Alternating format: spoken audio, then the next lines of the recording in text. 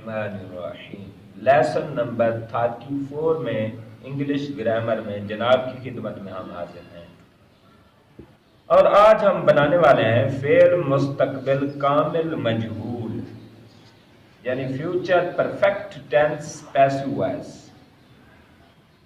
इसका आसान तरीका यह है कि इसके साथ विल हैव बीन लगेगा या शैल हैव बीन लगेगा। विल हैव बीन या शैल हैव बीन लगेगा। मसलन चपरासी घंटी बजा चुका होगा, क्या आएगा इसका? The peon will have been यहाँ पैसिव वॉइस नहीं है, एक्टिव वॉइस है। The peon will have been rung the bell. the bell. The peon will have rung the bell. peon घंटी बजा चुका होगा। इसको पैसिव वॉइस में कैसे ले जाएंगे जी? The bell को शुरू में ले आएंगे जी। The bell will have been rung by the peon। बिल्कुल ठीक है, बहुत अच्छा जवाब है। इस तरह अगर हम कहें कि हम खाना खा चुके होंगे, क्या आएगा जी? We eat food। यार ये कानून भी नहीं लगाता जी।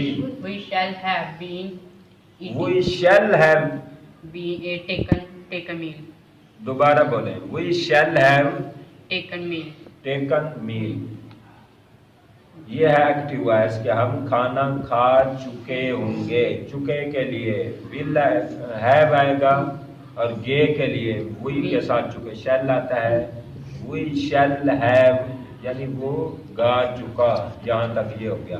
और थर्ड फॉर्म इसलिए आएगी कि हैव है साथ, टेकन मील खाना।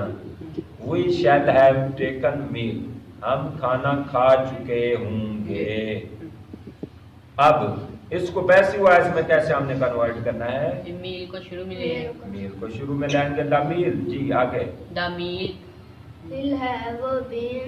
will have been eaten by us। taken us।